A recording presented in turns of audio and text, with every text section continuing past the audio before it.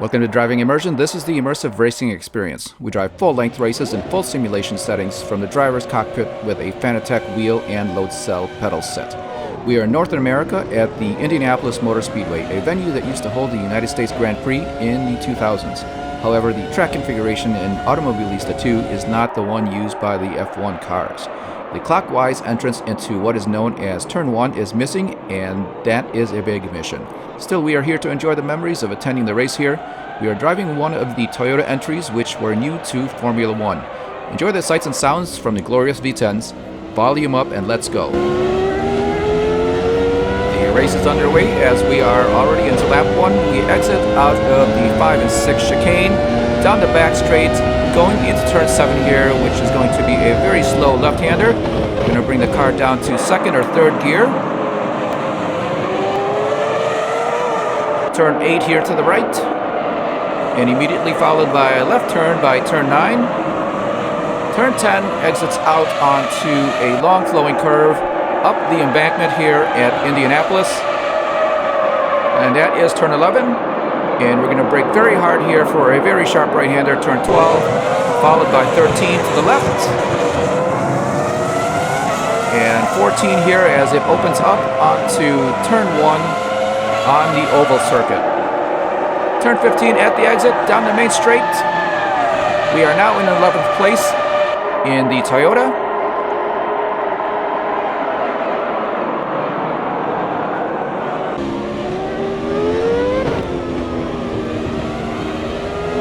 Now the timing on the screen shows P. Rosa, I believe that's Pedro de la Rosa. A couple of mistakes here by the creator of the mod.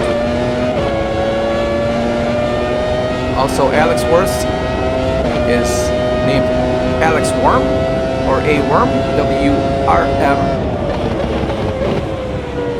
And then there is a mystery driver here on the track. Couldn't figure out exactly who that was with the name or the spelling. Turn 10 once again. Turn 11. And turn 12. So this is a very fast circuit. We go through the turns and around the lap fairly quickly, lapping at about 1 minute 10 seconds if you are fast enough. There on the exit of 13, you are struggling for grip as you try to accelerate out. And it's going to be no brakes until you get down to turn 1, a very hard braking section. We are right behind Pedro de la Rosa in the Jaguar. We get back around into turn 1. Big lock up there for the Toyota.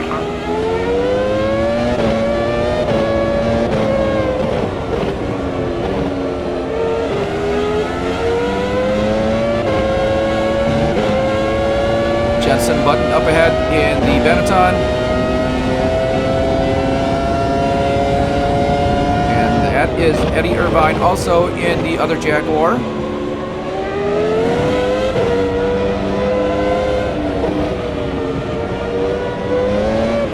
I believe we are being held up by one of the Hondas, which were also fairly new to Formula 1 in their return.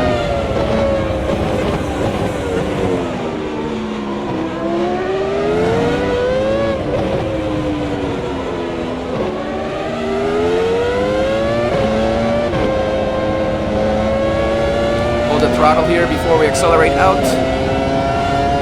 And now we've got a very good run on Jensen Button. Looking in the mirror, we have cleared him. On the outside of turn 1 here, braking very hard.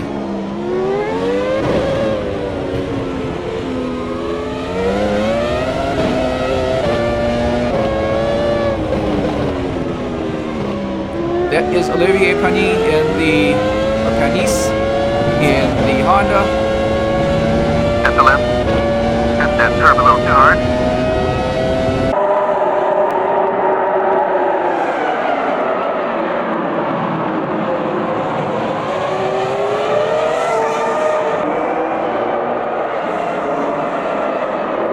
Now our setup here in the Toyota is exactly what is default in the game.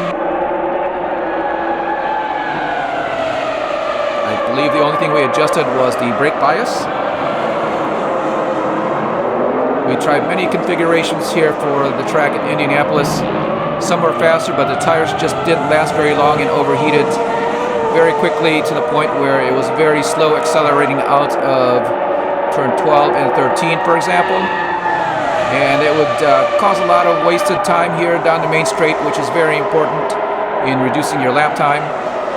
There we are around Olivier Panis, and nope, we are going to outbrake ourselves. Very big lock up there, and we are looking at the tires to see if there is a flat spot. Good thing but didn't take us out. Looking good so far for the right front. And the flat spots here in AMS2 do cause a major vibration, and they also cause a lot of difficulty in hard braking, and they will actually cause the tires to lock up as a result of the flat spots. So we want to avoid that here.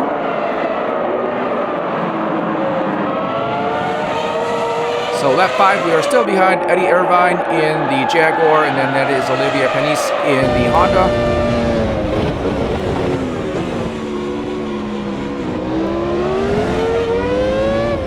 Now the inside curb there of turn 12 is actually very high, and it does throw your vehicle off to the left, so you want to be careful when you're doing that. An earlier run on him this time. Very good run on the Jaguar as we exit out.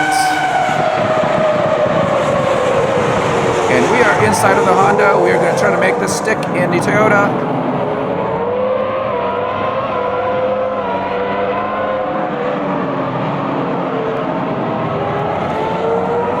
And I believe we are driving as Mika Salo in the number 24 Toyota, so that would be his helmet.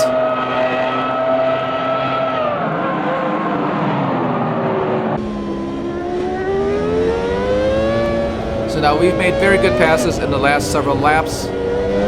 Currently up to 7th now.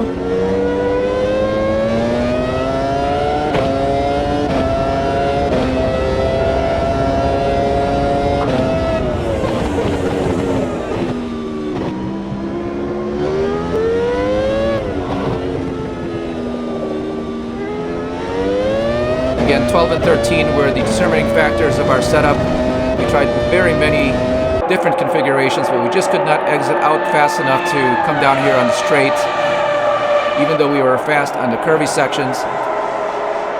And we ended up going with the defaults. That includes the wing settings, the bound and rebound, camber, everything.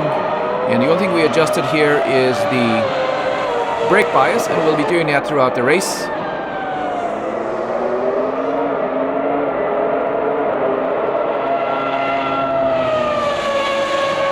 Lap 7 now, and we are just about 5 seconds behind Jacques Villeneuve in, I believe he is also in one of the Benettons at this time.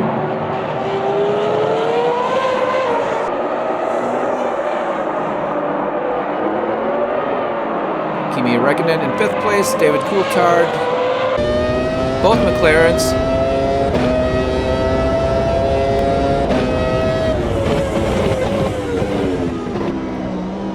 And that is a great view of the grandstands here at Indianapolis. There is the pagoda to the right of the screen.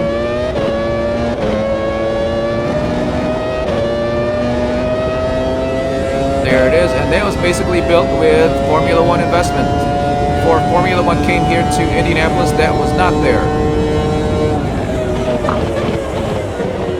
Now, a lot of the grandstands that you see, though, are built for the Indy 500 and some of the NASCAR races, as this is a very popular track to race on here in the United States.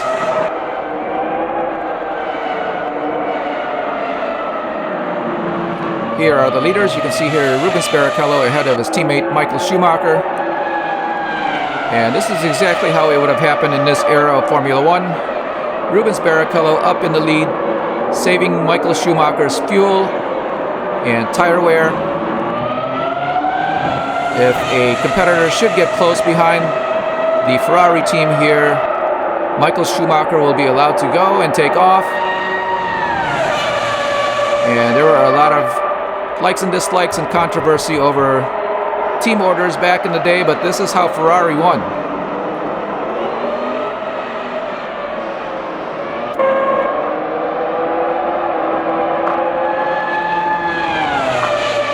to Mars Medina in the Toyota.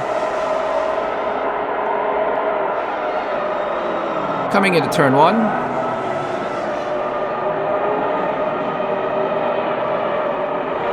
Tires are starting to go.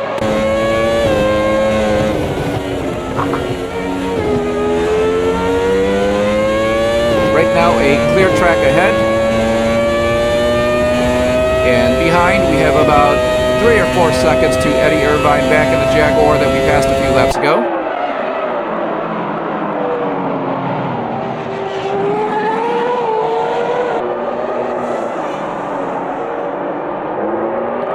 Nine laps down now in the U.S. Grand Prix. Coming into turn 12. Now we chose the Toyota as we have not seen the Toyota F1 available in any other racing game or format. And they did not win in this era of Formula One. However, they had a second place and they were always a very upfront competitor.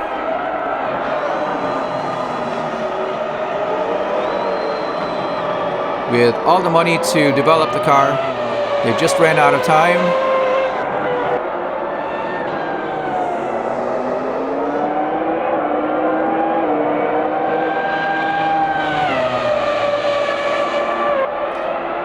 So a little bit of note keeping here on AMS2. Again, the Ferraris are up ahead along with the McLarens. Very close in tow, and that's exactly how it would have happened in the past. So that part of racing does not change, and I think AMS2 is actually very good in doing that instead of finding one of the Ferraris languishing it in the back when you know they should be up in front. So again, very good for realism here, and they are up in front taking off. The McLarens trying to chase them down as they would have back in the 2000s.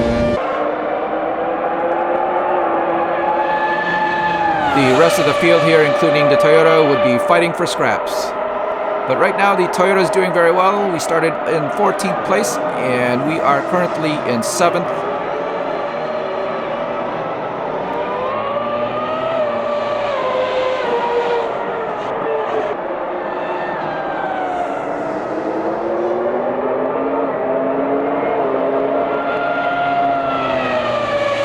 So that is the chicane of 5 and 6. Down the back straight. Very hard braking here into turn 7. A very sharp left-hander.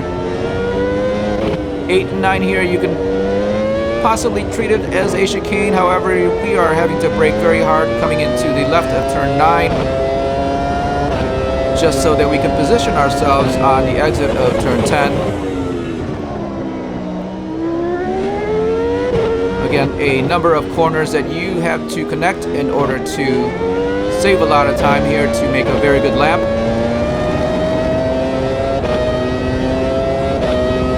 Turns 14 and 15 there, you can't just keep your foot on the pedal. You do have to lift a little bit in order to stay within the track limits. There is a cone on the exit of 15. It's missing now as somebody has ran it over.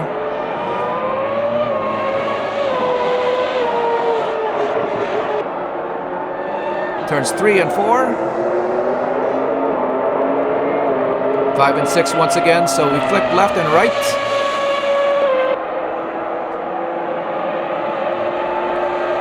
There is the car up ahead, again Jacques Villeneuve.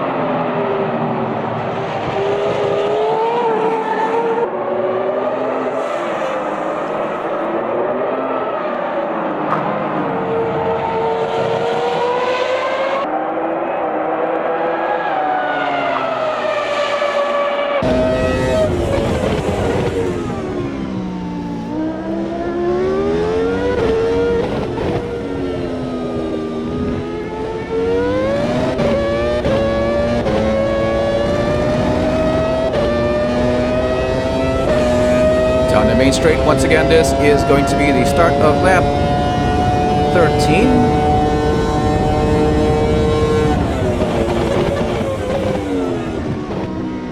Very slow turn 1. Stay here to the left. Turn 2. Turn 3, and you can hear there that the car is struggling for traction.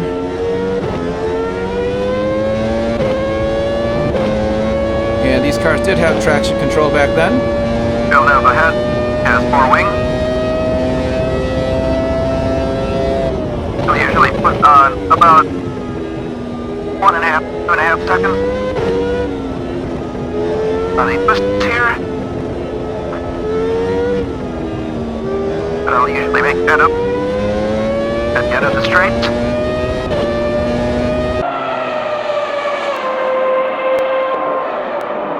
So right now we are trying to figure out what we can do to catch up to Jacques Villeneuve. And he does have a very good setup for the curvy sections, so it's possible that he may have a lot of wing. So here at the main straight we do actually catch up, sometimes about a second. But eventually he gets back that 1 second and sometimes more. And as the race and the laps progress, we are going to find ourselves struggling here with the tires on the Toyota. But I believe the other cars will go through the same thing. We'll see when they all pit stop. And I believe our first pit stop is due lap 16 or 17 based on our fuel. And of course, if the tires do get worse, we'll come in earlier and refuel earlier.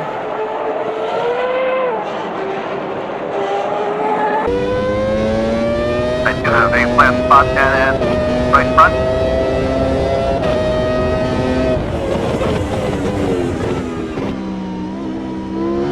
Yes, that's right. Briefly looking at the right front tire, there seems to be a little bit of a flat spot. Very wide there. And again, that is going to affect our braking, especially in the heavy braking sections. Yep, more than a second. There it is. You can see the darker area there on the tire that goes around. That is a flat spot.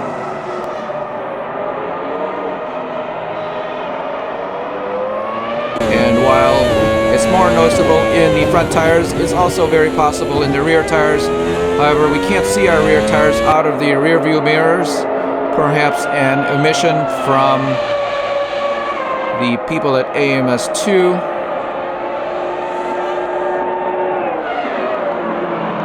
Turn 7.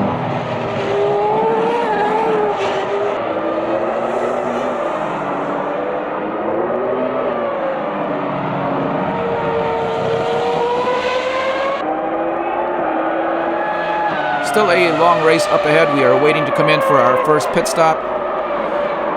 Again, we are now having to work with a flat spot in the right front tire. And you can see there on the lower right of your screen on the HUD, we have 2.9 laps left in the tank. Now that lap was about 0.06 of a second faster. There is the big lockup once again, and again, if you have a flat spot and you brake hard, it's more likely to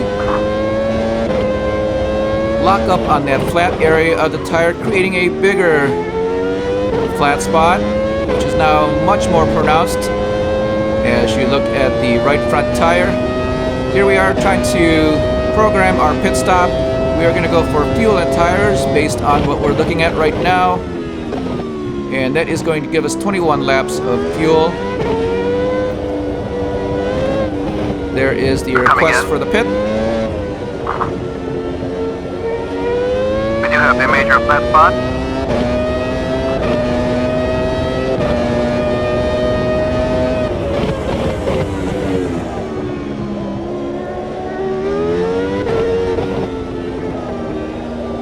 Nope, we're not coming in this time. The entrance for the pit lane is just to the right as we make a left into turn 13. And it's actually very easy to miss.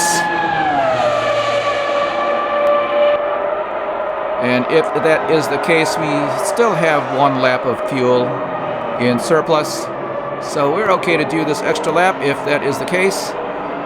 Lap 17 now. Now this race is set up for 90 minutes plus 1 lap. You can do that with the race format in the settings here in AMS2. Or you could set it to a number of laps instead. Here we are coming through 7, 8, and 9, and then 10. Let's see if we are going to come in and pit this time. Again, that flat spot is noticeable. In some portions of the track, you can actually see the tire kind of bouncing as a result of a flat spot. Here we are. That is the entrance into pit lane. Again, very easy to miss.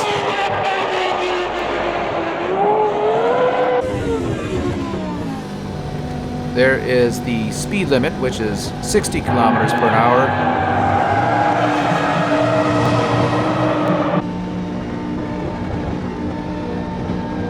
In, I believe.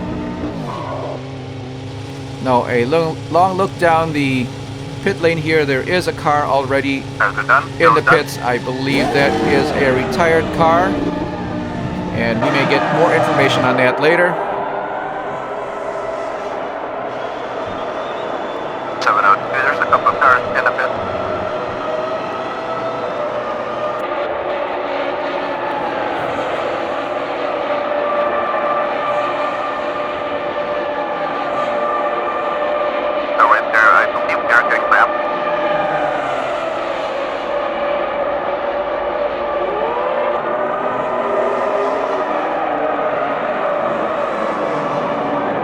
Out of all those cars that are passing, that car right there in the black and red is one that we are racing with, and that is Alex Young.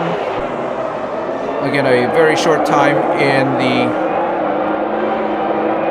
career of a Formula One driver. I believe he was from Malaysia. Alex Young just ahead of us.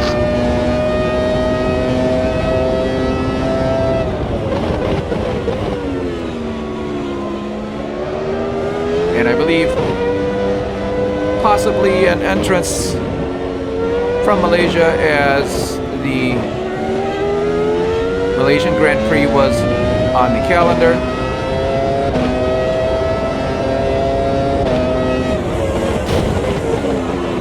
I believe we brushed the wall.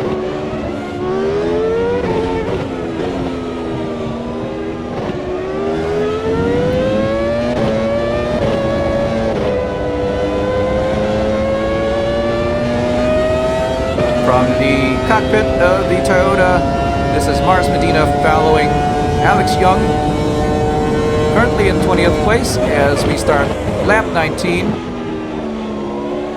Now we continue to lock up the right front as we brake very hard into these upcoming right-handers, which may indicate that we have a very soft front suspension or a soft anti-roll bar that allows the car to dip. It's also very possible that it could be too stiff, but then if the front ARB or anti-roll bar is too stiff, both tires would lock up. And right now we are concentrating on the right front, right up under the wing of Alex Young.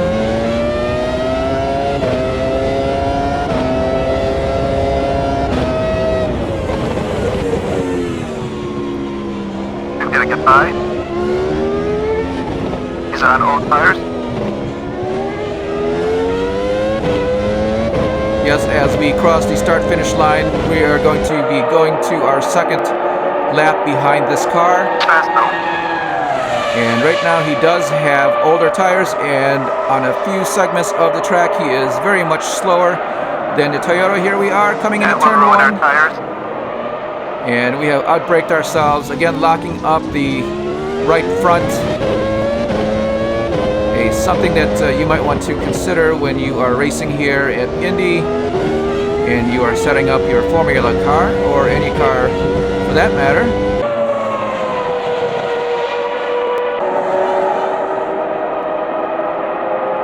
But I really do wish they would bring back the track configuration for the F1 cars here.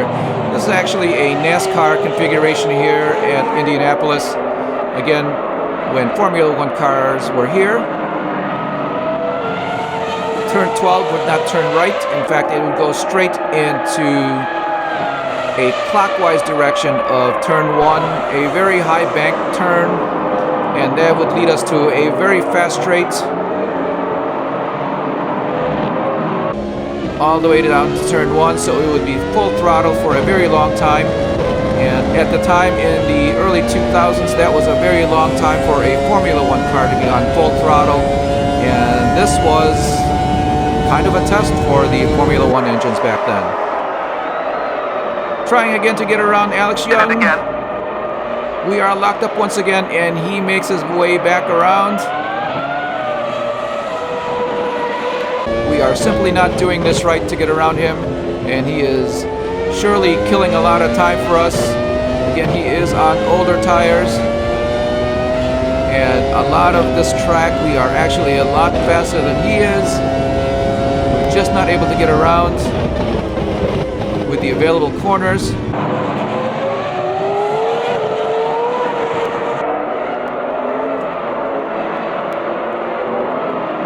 So a very good race for him so far. Now we are languishing in the back. Now Mark Webber is still considered to be in the race. He is almost 9 minutes behind, so major problems there for his car.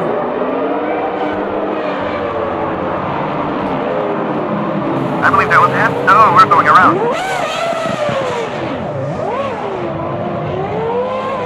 And he takes off. Well, I don't know if that was a good or bad move, but we were on the inside and he was not giving in. The AI here, very tough in Automobilista 2. They are actually set to very low in aggression.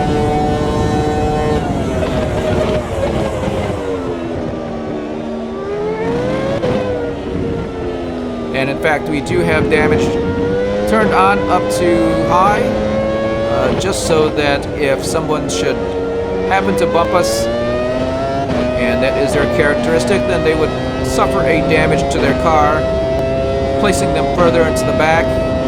It does help a little bit with the controlling of AI here and their aggression in AMS2.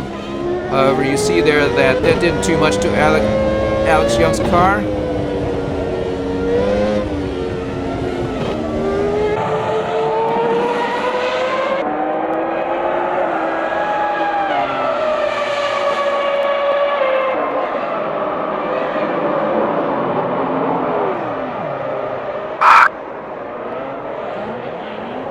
A spin there for the Toyota into turn 12. Again, a very heavy right-hander, and the rear just comes around. Something that we've been trying to avoid throughout the race so far, and something that is very commonly happening throughout the practice. So there's something wrong with the setup.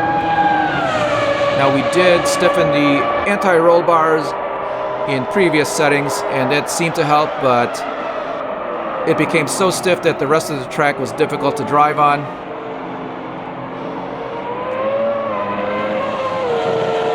And if you know anything about setups, if the rear tires are set too stiffly, that means you have a lot of grip in your front tires,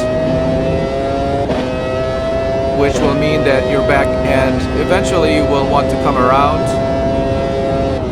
If the rear tires are sprung too softly, they will simply just conform to the input of the curve or the tarmac,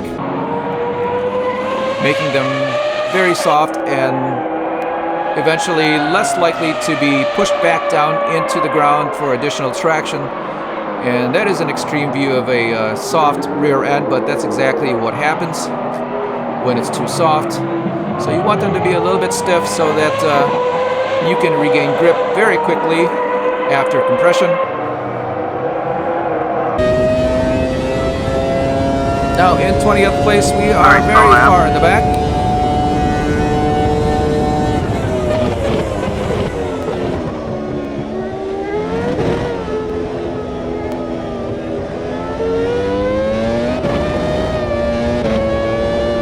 Again, these cars did have traction control, and we do have ours turned on.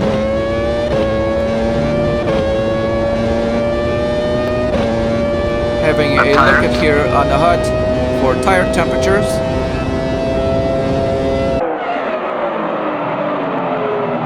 Ideally, on each tire there are 3 temperatures. One's for the outside, one is for the inner patch of the tire surface, and then one is for the center of the tire surface.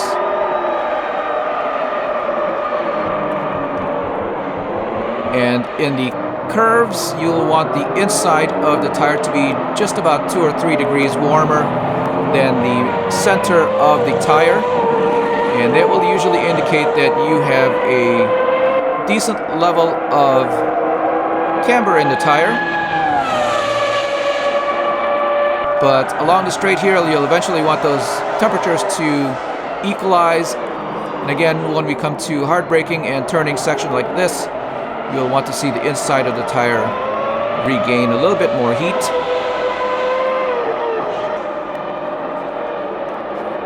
But never should the center be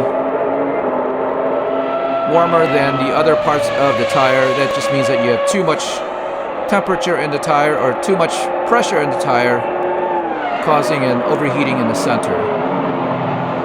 And too much pressure just means that the tire is not very compliant to the road surface, so you don't have a lot of traction. So we are looking at a full course yellow here, and we do have that turned on in AMS2, something that was not very common in F1 back in the day, but it did occur. So let's see here what happens, or what has happened. Once in a while we'll be fortunate enough to see that there is a car stopped on the side of the track, and that's usually a good reason for a full course yellow as they try to remove it. See up there, there's the flashing lights from the safety car. We are giving the signal to go around it. There we are. I believe that is a modern day Camaro as a safety car here at Indy. In AMS2 there are variable types of safety cars. So again, under the full course yellow, we are trying to catch up to the next car in place here, and that is the yellow marker up there that you see on the track. Now we are looking here to come in, and it looks like we are looking here to come in and get a new set of tires. Again, the flat spots do occur, and when that happens, the tire just becomes worse. So right now, no calling for pits, but we are looking at new tires if we do come in. There is the call, and perhaps we'll see the car come in this time. And we are coming in for a new set of tires. There we are, very high in the curve, and we do bounce off into the grass just a little bit. Driving is a talent, of course. So here is the speed limit again.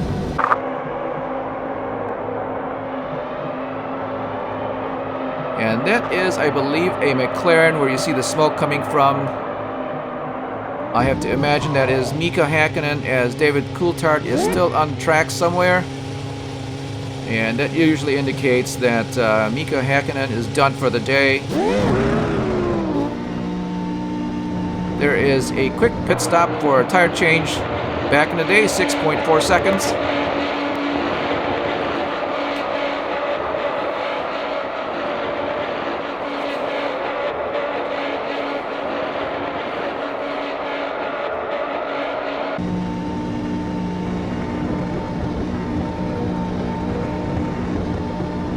So very full grandstands here at Indianapolis. We saw the safety car there coming down the main straight, and we are going to try to beat him out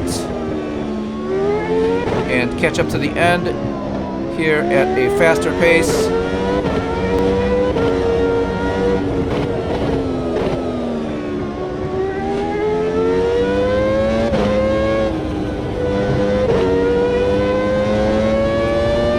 There was an indicator there on your screen that reduced the fuel mapping or fuel flow. Again, we did not refuel on that last stop just to save time and come back out ahead of the safety car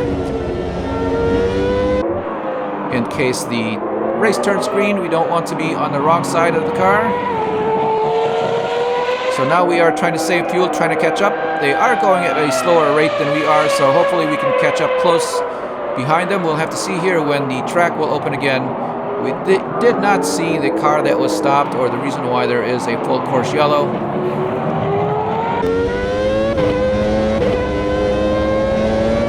So coming around the main straight, we do have another lap under the full course yellow, and again we are trying to catch up to the back of the race. Now there is the mystery driver there named on your screen, Gianni Fisco.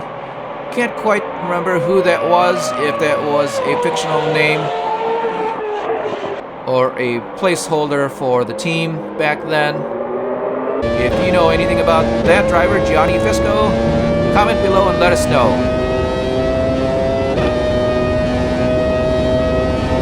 Again, the names here have been restored by the modder, and I believe that is the Immersion modding group. And you can get this mod on IMS2 from overtake.gg.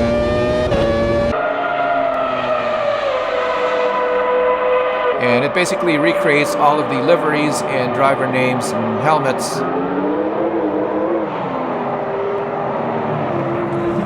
for when these cars were originally on track or racing. So right now, after that pit stop, we are back to 11th place. I believe we are back to green.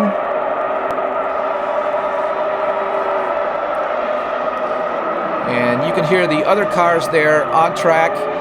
If you were on the side of the track where the grandstands were, you could hear the cars circling on the opposite side of the track.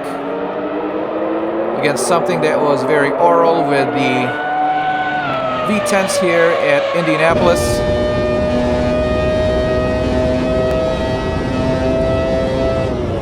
I think if you've ever been there for a Formula One race and you sat on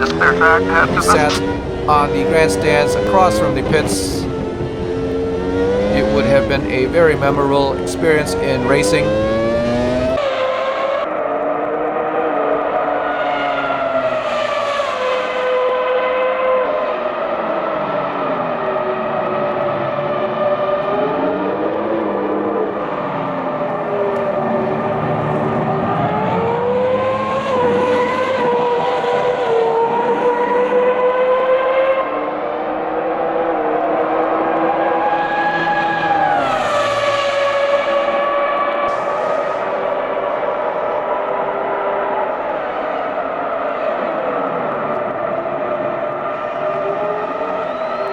Lap 30 now of this 90-minute race.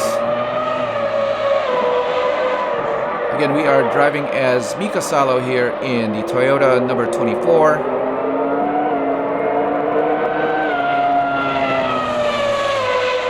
And this was Toyota's entry into Formula One.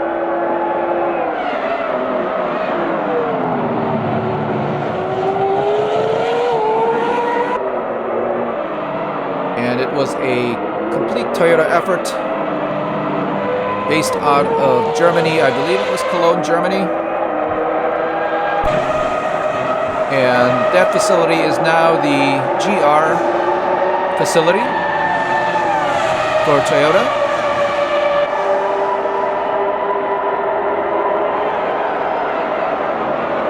We are looking here at Ralf Schumacher in the Williams. A very fast car back in the day.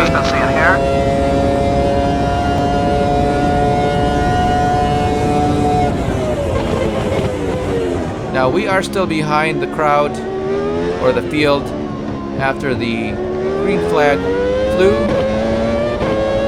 Again, we were under a full course yellow for several laps. We came in to change tires.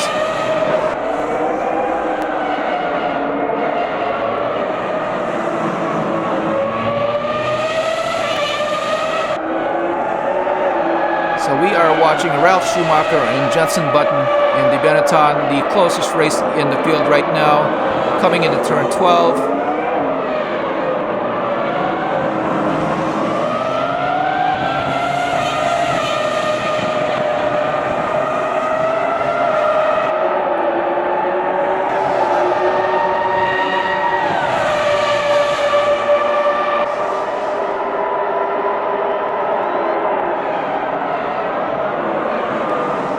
Again, Ralph Schumacher looking down on Jenson Button.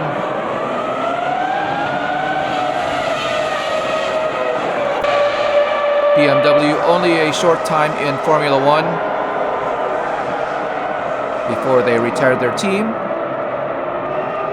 Back to Mars Medina in the number 24 Toyota. 11th place on lap 32 at the U.S. Grand Prix in Indianapolis.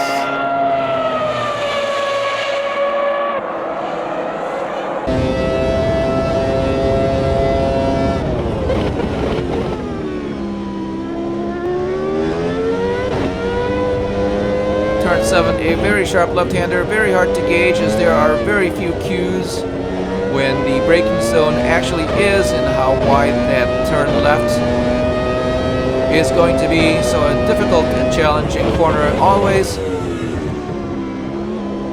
At least here with turn 12, you see the barriers just ahead of you, so you know you're going to eventually have to turn.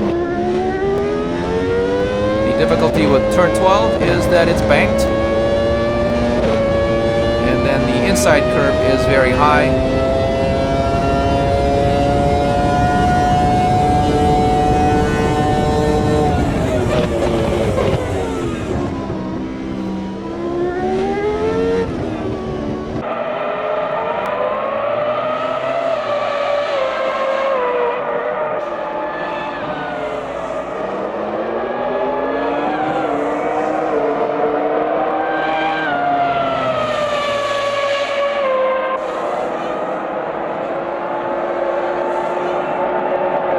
Now we are about 15 seconds behind the 10th place car up ahead, so that is quite a long ways, and we are trying to put in some very good laps here as long as we can do it consistently.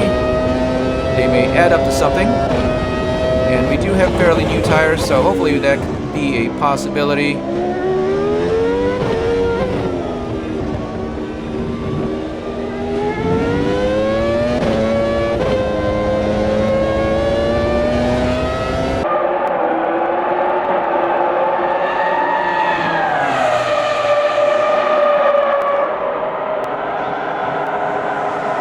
So I believe we had passed up Alex Young once again.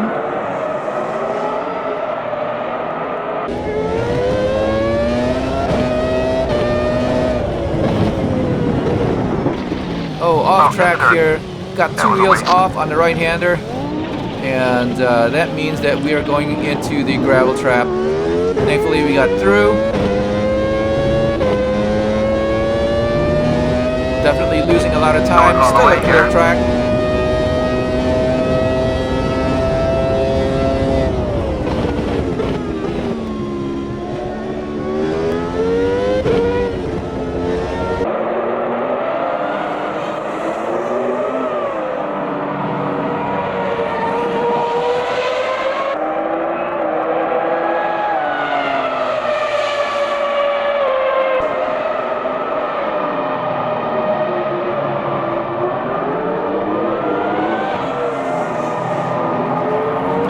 So as we watch the Toyota very closely circle the track here, you can see the simplistic aerodynamics of the cars back then. The front wing, very simple, only one layer. I believe the rear wing is 2 layers compared to today's 4 or 5 layers. And then you normally see a lot of winglets now, and even barge boards or barge board deflectors. None of those on the cars back then.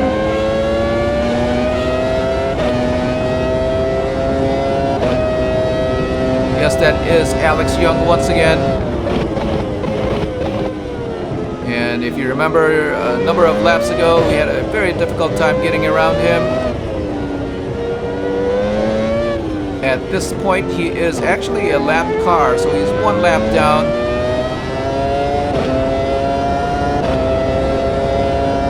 And so when we are behind him, he is given the blue flag and he should let us go instead of racing with us. And as you can see here, if you see in our rear view mirrors, he is definitely sticking with us instead of falling behind as he should be, as his car is slower. So perhaps something that may have to be adjusted here or fixed in AMS2. Not really a big deal, but again, it's just a level of realism. Riding on board with, I believe this is Michael Schumacher, and that is Ruebens Barrichello just ahead of him. Two teammates still pacing the race here. And looking at the timing, they are about 8 seconds ahead of Juan Montoya in the BMW. Again, a very fast car back then. Behind Montoya is David Coulthard in the McLaren. As we saw in the pits earlier, Mika Hakkinen, now retired.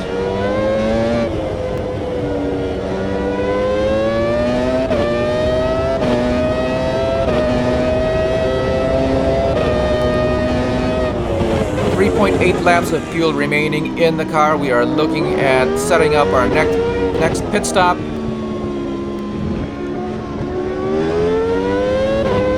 And we got to see there that we are looking at about 21 laps or 60 liters of fuel.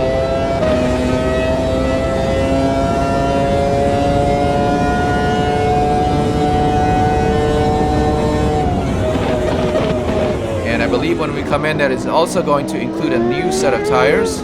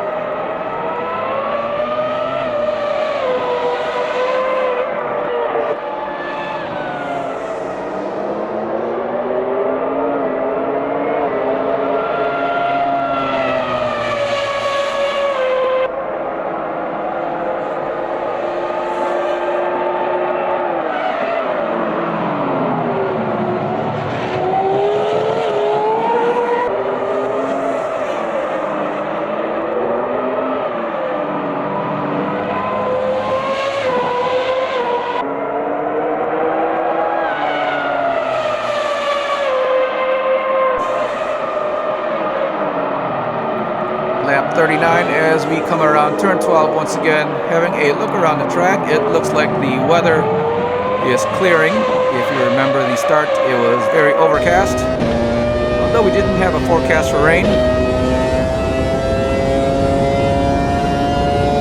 So right now we are adding fuel to the programmed pit stop.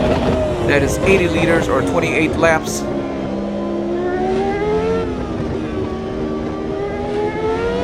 And hopefully that will be enough to get us through the race. And again, we are calculating this behind the wheel as we are circling the track. You can see here that when the menu comes up, we are more likely to make mistakes as we are trying to read the HUD here.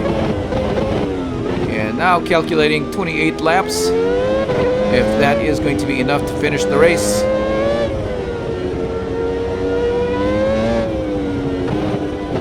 Having another look and a second guess.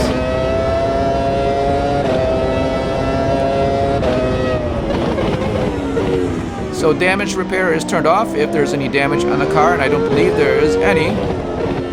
We did have a slight brush with Alex Young very early in the race.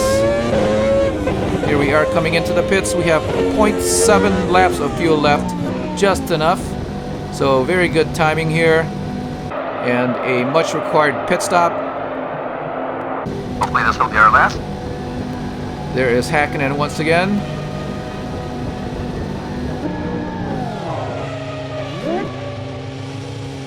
Now there is another car up there. Can't quite tell who that is. Maybe this time down the pit lane we may see who that is.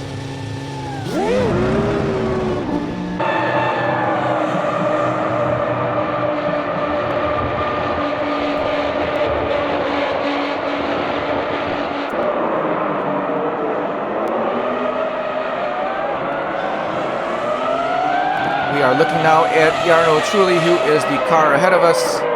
And I believe that may be a matter of a whole lap in between. But he is in 11th place. We are in 12th in the Toyota. Nope, we are on the same lap.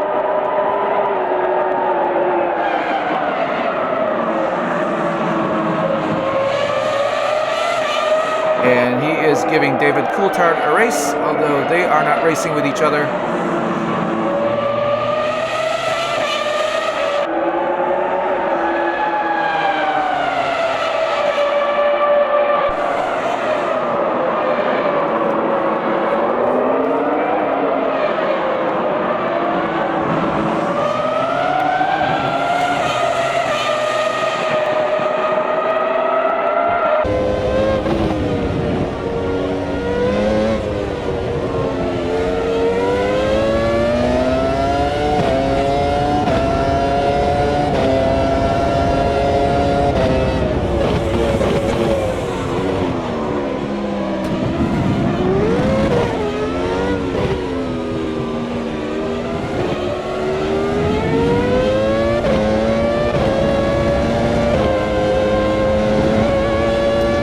Very messy last segment there for the Toyota.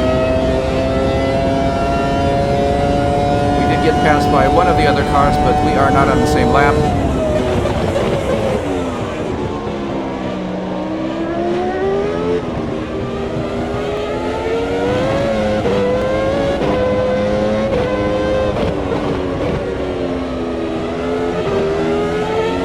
Now I can't quite remember who the blue cars were. They could possibly be one of the Prost team's cars. If you know the answer to that and you saw that blue car pass us, let us know in the comments below.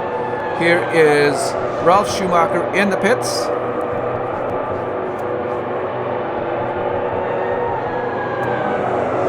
Still in the pits, and he is still in the pits. It's very possible that his car has failed, or that he may be out of the race. He should have been done by now. And we are looking at the leader here, Michael Schumacher, coming into the pits.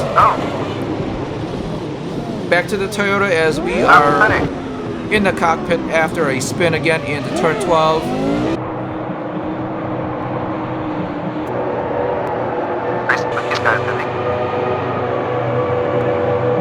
No, I'm sorry, that is Montoya in the BMW. And I believe that is Coulthard in the McLaren. Couldn't quite see the helmet. Or we could have been looking at Mika Häkkinen's failed McLaren as well.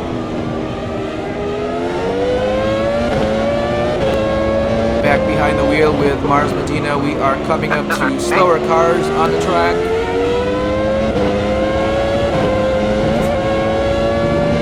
That is actually our teammate in 13th place, Alan McNish.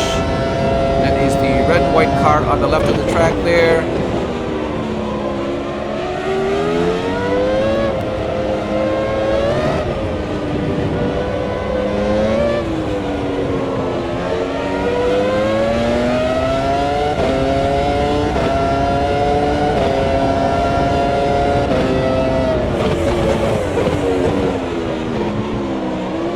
Once again into turn 12, you can see we have to catch the rear from going Oh around. my god.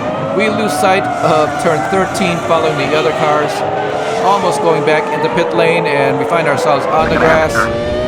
A very messy section once again for Mars Medina in the Toyota. And that is definitely losing us a lot of time as we are approaching the straight.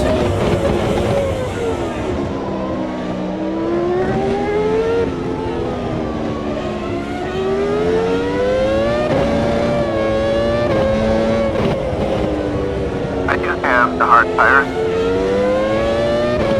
I mean, the ones that are very slick right now. Yep, right now.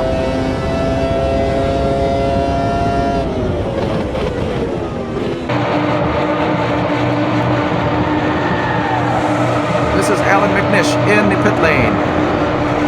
A very close look at his Toyota. They're just about to exit. You can see there are 3 cars following each other after a pit stop.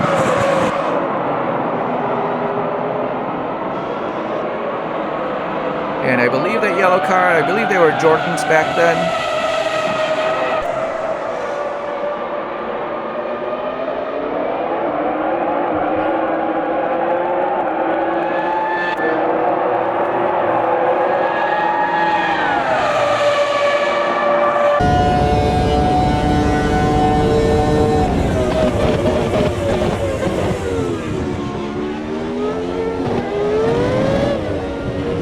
There we are, letting the BMW come around. Again, that is Juan Montoya.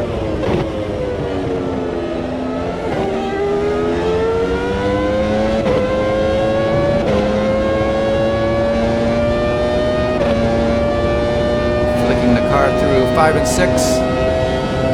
Down the back straights. Another car on our right.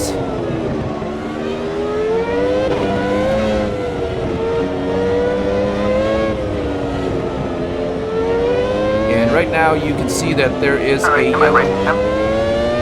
yellow engine light indicator there on the HUD. That's the one place car. And that usually indicates that the engine is starting to fail. These cars did not have the complicated turbos or battery systems back in the day. They just had 10 pistons.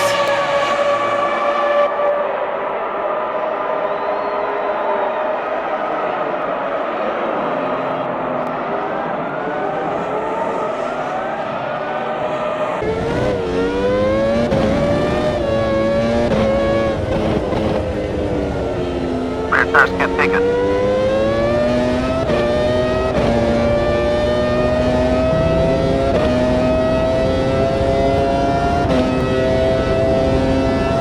Tenths of a second slower than our fastest lap. We are racing the Arno right behind us.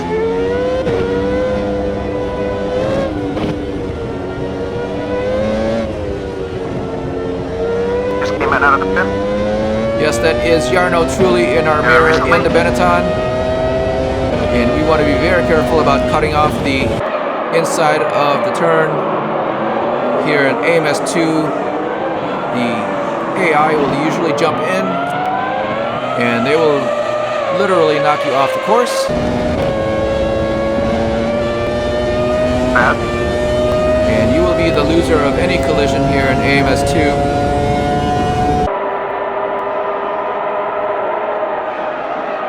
Down the main straight, Jarno Trulli made it look easy getting around the Toyota. And right now behind the wheel, we can't really figure out why the car is just losing pace.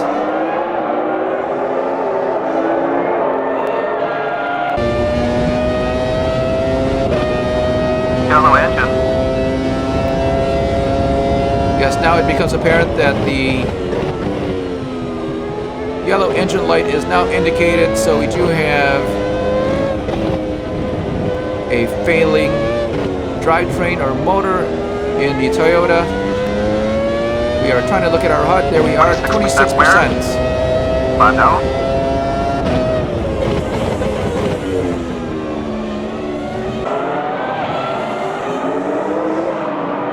So yes, lap 48 of this timed race. Our engine has 26% wear.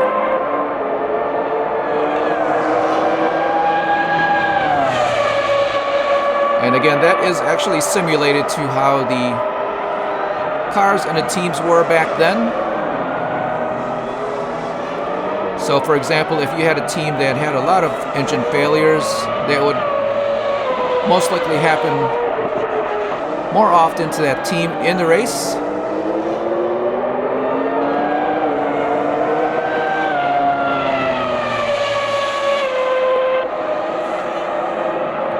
So again, very good detail here in AMS2.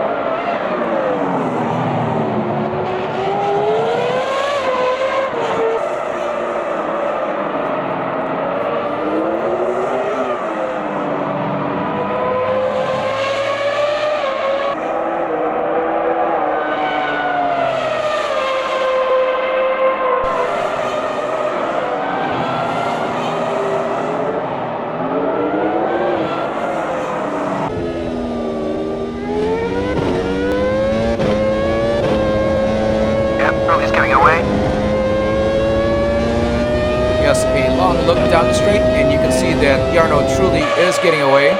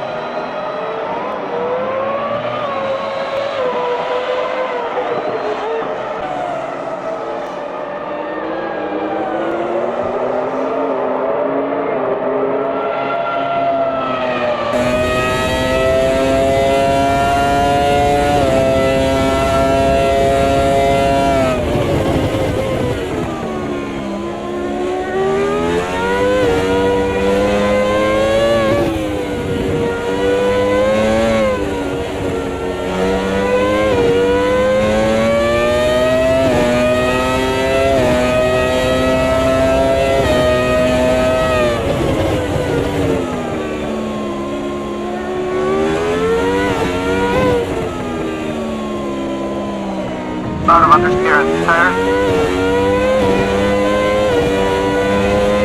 Going very slowly here in the Toyota.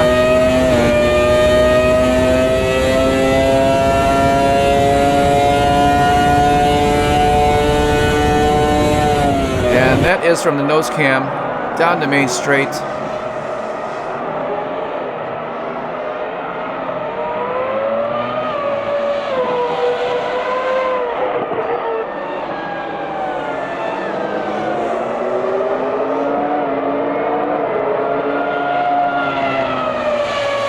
And I believe on the last lap, it looks like Jarno Trulli was about 2, maybe 3 seconds faster. So we are starting to slow down here with this failing motor. Not quite evident yet.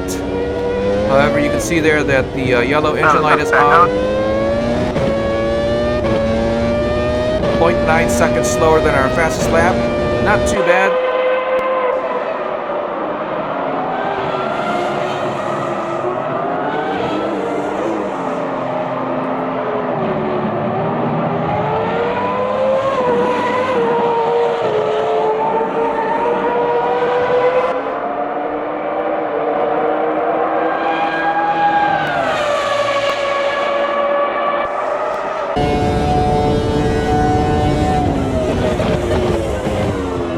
Let's not worry about the engine wear.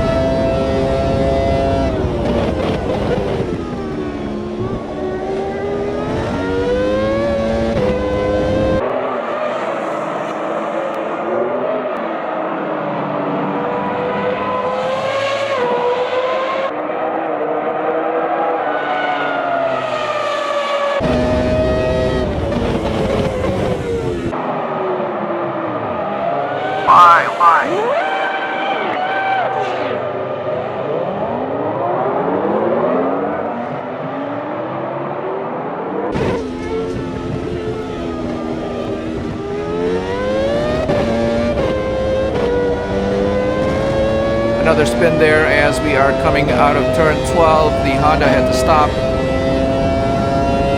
until we got our car straightened back out.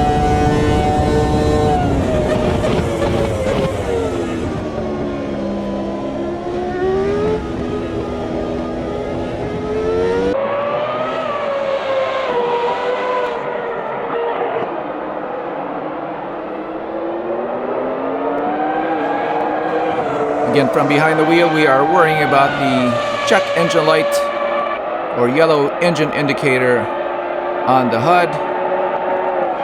And right now we are trying to gauge the car's performance. It is losing a little bit of time every time around the lap.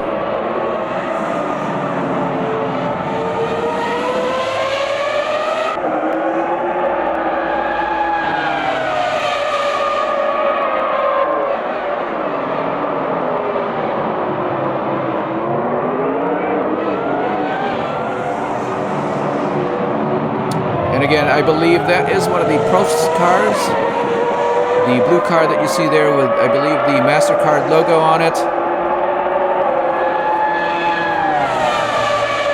If you know any more about that, you can comment below and let us know which team that was.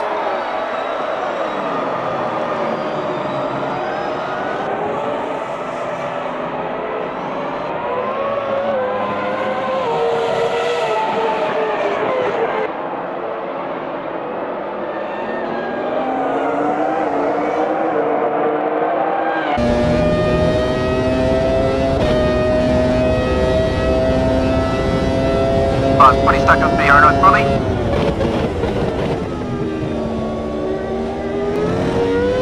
Yes, that's right. We are now just about 18 seconds behind Jarno Trulli, who passed us just several laps ago. So he is making time, and we are losing time here in the Toyota.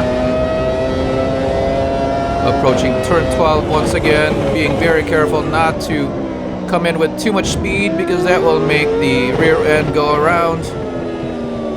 Obviously, you want to do that just right because you don't want to scrub too much speed.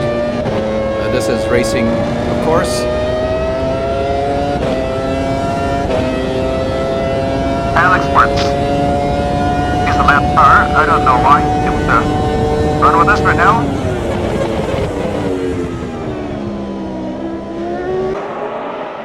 Yes, I believe that is a misspelling of Alex Wertz's name. Just a note to the modder.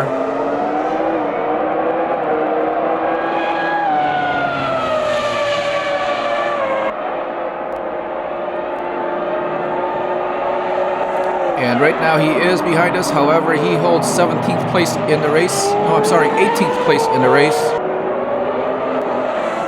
So you can see here by the timing that the cars are very spread throughout the circuit. I believe the engine does not have as much punch. And here I'm straight that will struggle to get into the red line, the very last beyond.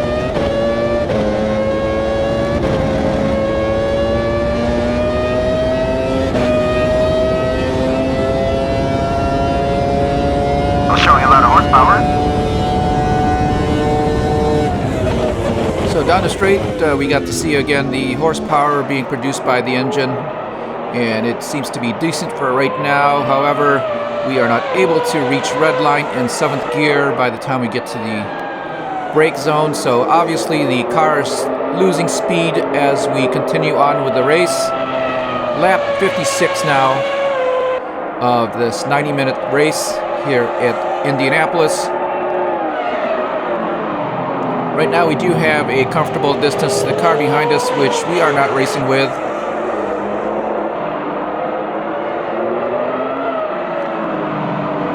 Jarno Trulli ahead of us by about 20 seconds now. And the car that we are actually racing with is Heinz Harald Frentzen. But he is a lap down at this point. No, not a lap down, about 30 seconds or so.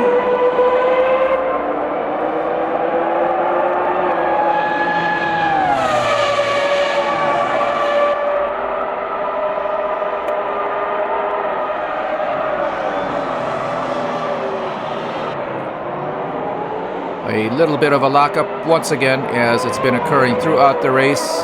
I think our front suspension is just a little bit too soft.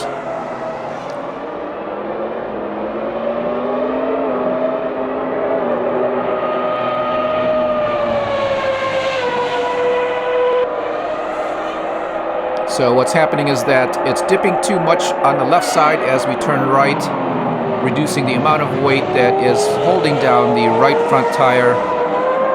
And again, under heavy braking, that will make it skid on the tarmac as there is not enough force pushing down on it.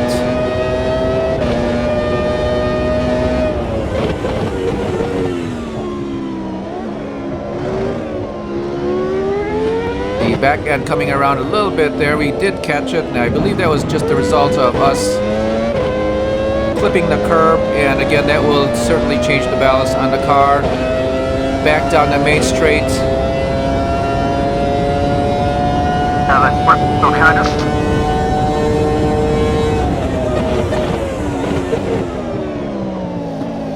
Oh, that's best.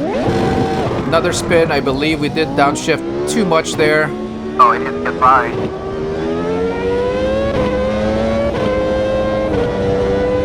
A brief yellow flag for our spin.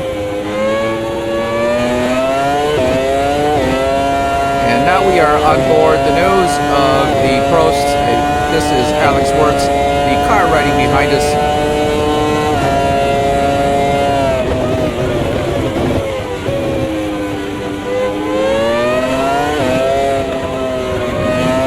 So we are watching the number 24 Toyota here.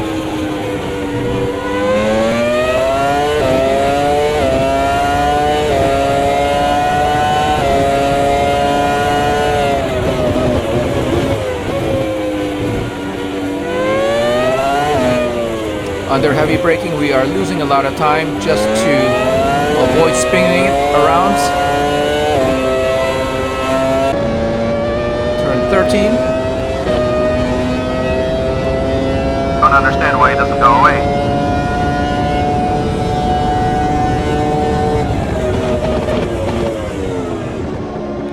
Yes, I believe Alex Wirtz is able to stay with us now because his car, even though a slower car, as a back marker, is now able to stay with our Toyota here, who is a lap ahead, simply because the engine is just not producing enough power. And right now we are taking a lot of risks on reducing the speed around the turns, just so that we can try to maintain a faster lap. And that will usually not turn out very well,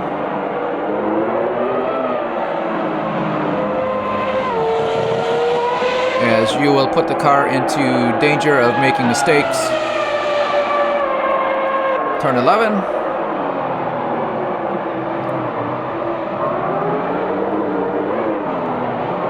A little bit of an indicator there that the back end wants to come around again. We are going too fast through turn 12.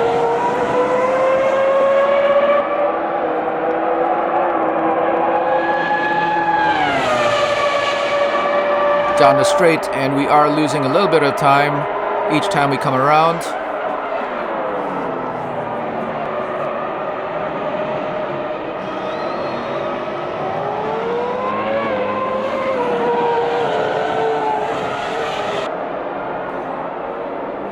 Very slow out of 3 and 4.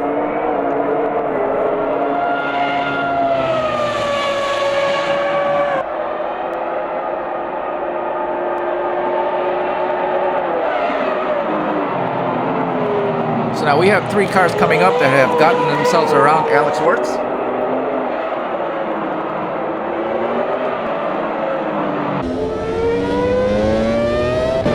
That is Eddie Irvine in the Jaguar once again, and Jensen Button in the Benetton.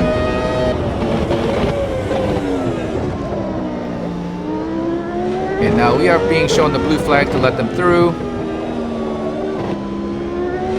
Couldn't quite see in the mirror there how close they are. As we go down the straight, I'm sure they will be going through here faster than we are, if they can only exit out.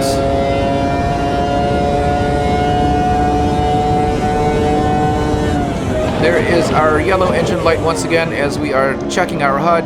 It is now up to 33% wear. Very slow here in turn 2. There is the Benetton coming around. There's the Jaguar right behind us now. And it's very possible that Alex Wirtz has gotten back around.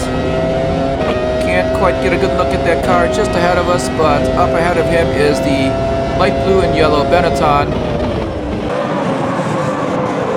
There is the Jaguar coming around into turn 7, and we're going to let him through.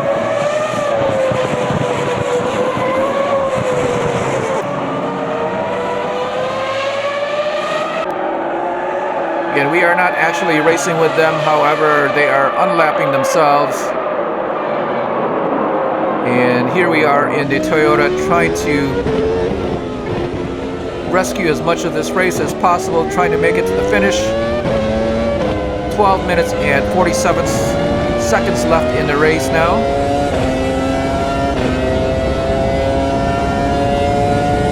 Lap 60.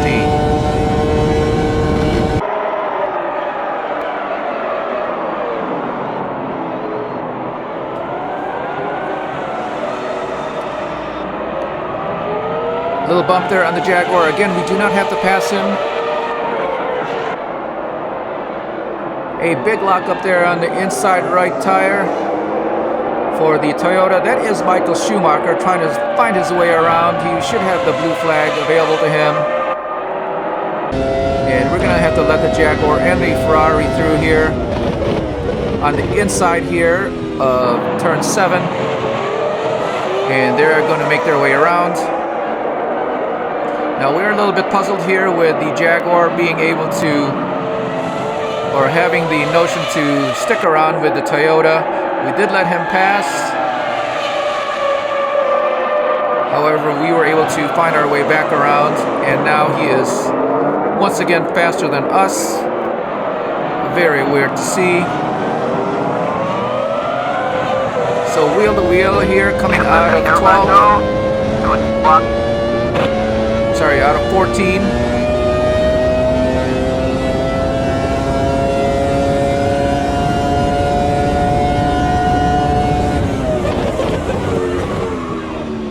A big lock up there for the Toyota once again on the right front.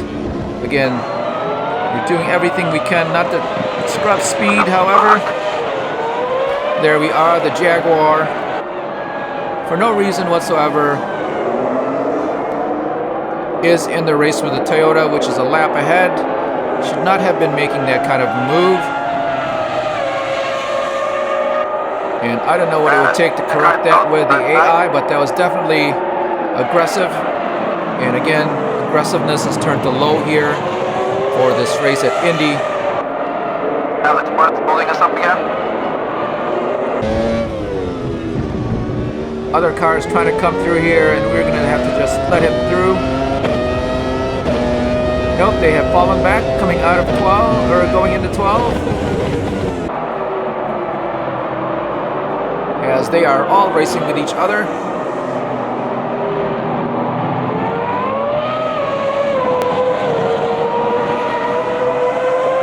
Coming around 14 and 15 once again to finish lap 64. We are maintaining 11th place in the Toyota. 11 minutes left in the race.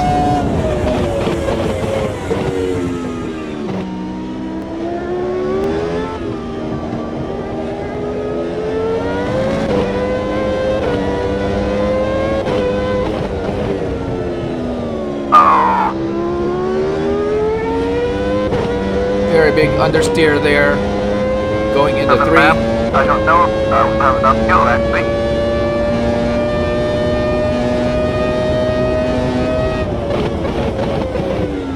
Okay, so the car won't even go to red light at this point.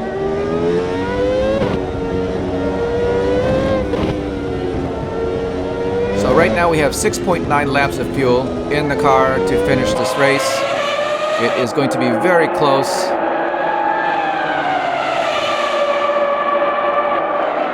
And at this point, we may start conservation. The car behind us, Nick Heidfeld, just about 20 seconds behind.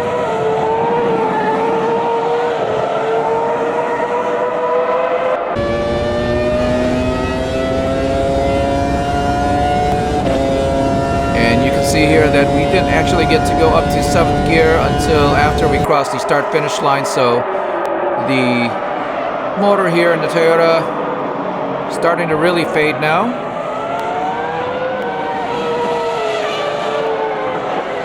We do have one of the McLarens behind us. I believe that is David Coulthard, and we will let him by.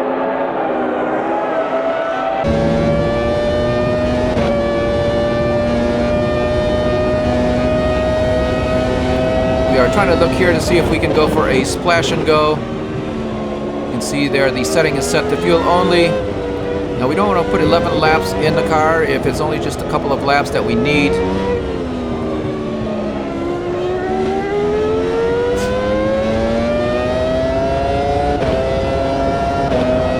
Here we are setting it to just 4 laps. Hopefully that will be it. A little bit of a bump there from someone behind. Couldn't quite tell who that was. That is a Honda. And we are riding on board with Nick Heidfeld here. And some kind of collision up there. A lot of tire smoke. Somebody's hit the barrier. The Toyota. The number 24 of Mars Medina into the barrier. A big hit there from somebody else. And right now, very wonky steering. Can't quite go straight now. Lost front and rear wings. We still have 4 wheels. And we are on the inside of the track just before we get into turn 1. This is the pit exit lane now. Lap 64. With just 7 minutes and 50 seconds left in the race. I don't believe the car will make it all the way around to get repaired, even if we did. Rear tire. No way we can make it all the way around. That will be last place for the Toyota.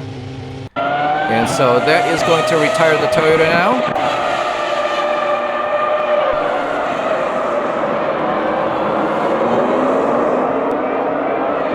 And back to Nick Heidfeld.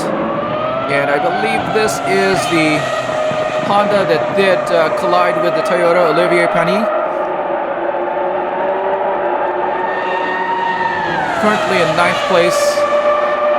Again, a very big collision in the straight. Maybe the Toyota was just not going fast enough. But very aggressive AI. He should have been able to make his way around without punching into the Toyota. Again, something that's possibly very wrong here with AMS2. We do have the AI aggressiveness turned to low. Couple of look at the other cars in the pits. I believe that is Montoya. No, not Montoya.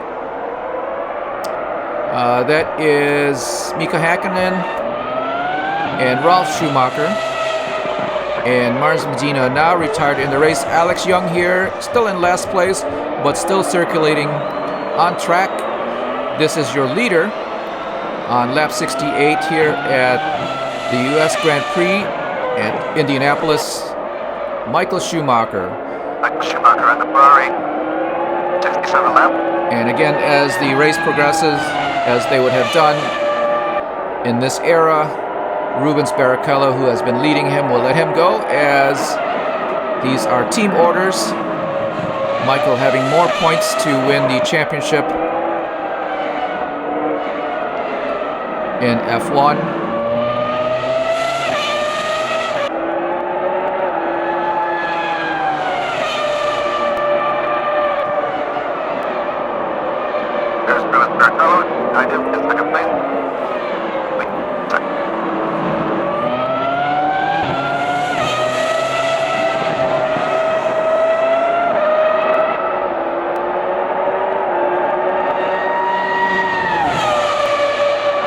And so we are seeing it today. If you were watching Formula One back in the early and mid 2000s, Ferrari was a very dominant team, and so was Michael Schumacher and Ruebens Barrichello as teammates, as we are seeing it here at Indianapolis.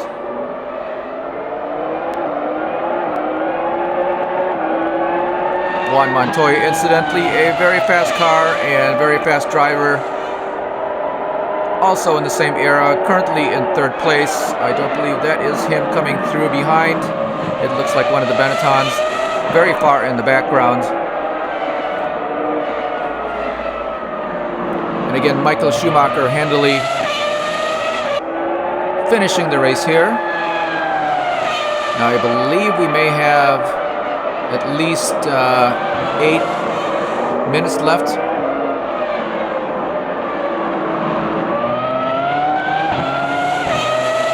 In the background you can see Ruebens Barrichello in the other Ferrari. At this point he'll be very fortunate to finish with a second, even though he led the race. So both cars able to finish here.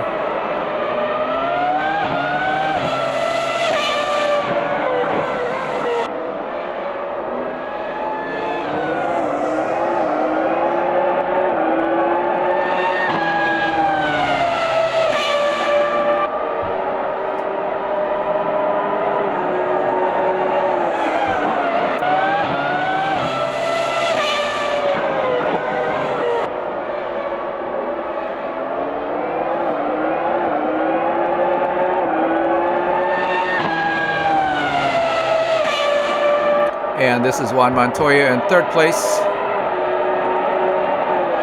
Coming into turn 7. Very commandingly able to do so. Also Michael Schumacher in turn 13.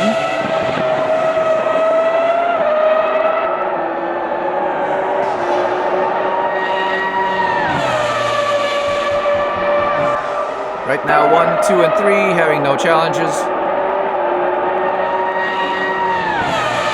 Jensen Button here, and I believe they were not Benetton then, it was the Renault team at the time.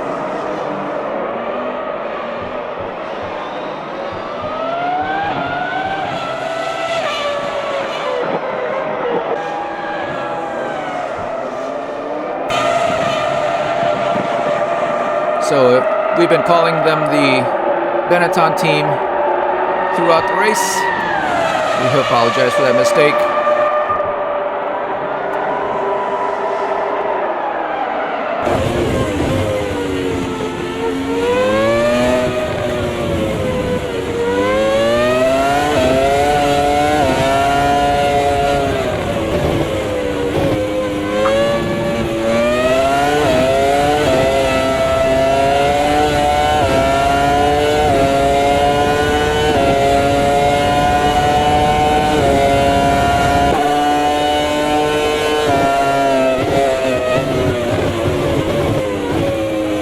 Harold Frentzen, the 4th car in this pack.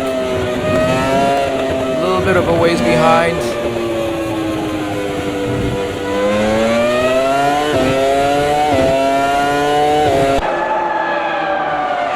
There he is.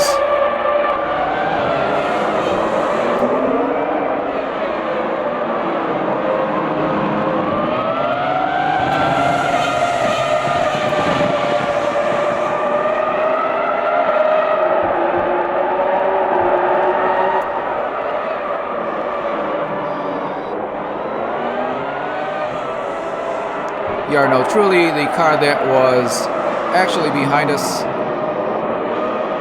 just a few laps ago. Now with the Toyota retired, we are watching Olivier Panis in the Honda.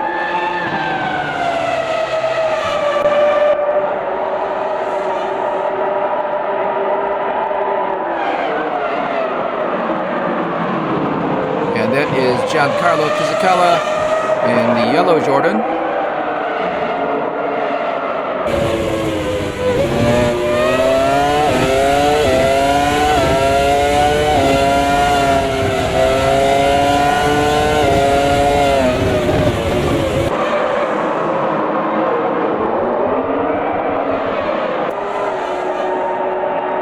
Back to the leaders. Again, Michael Schumacher handily ahead of his teammate.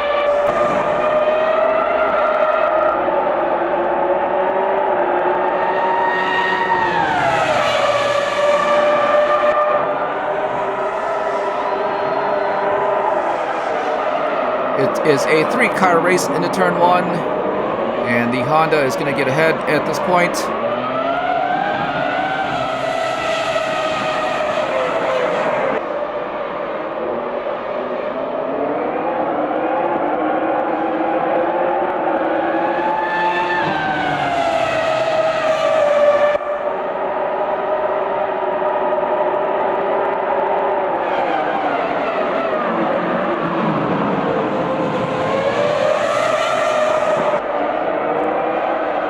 Still a very close race between the 3 cars here, but now 2 cars have joined. I don't believe they are on the same lap.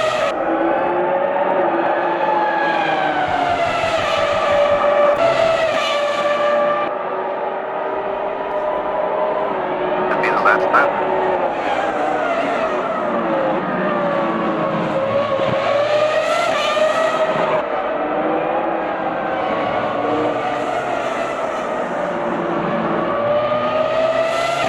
This is Michael Schumacher. I believe he is on his last lap.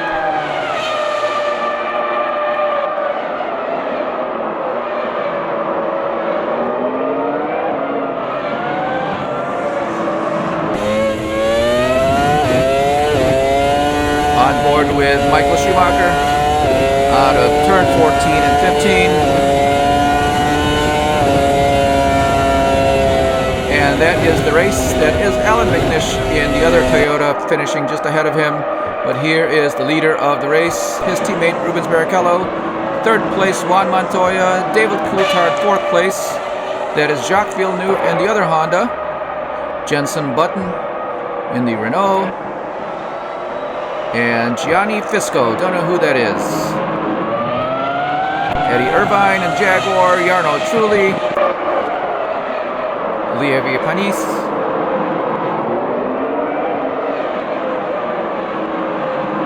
All very familiar names as we are coming in to close off the race. Felipe Massa.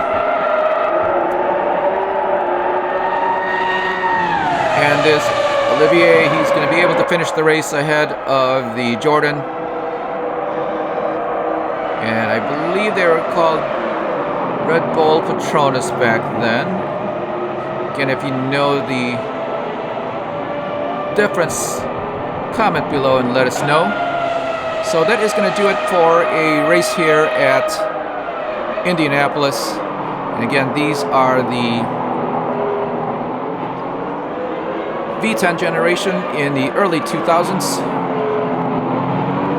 Ferrari, a very dominant team back then, as they have won the race here.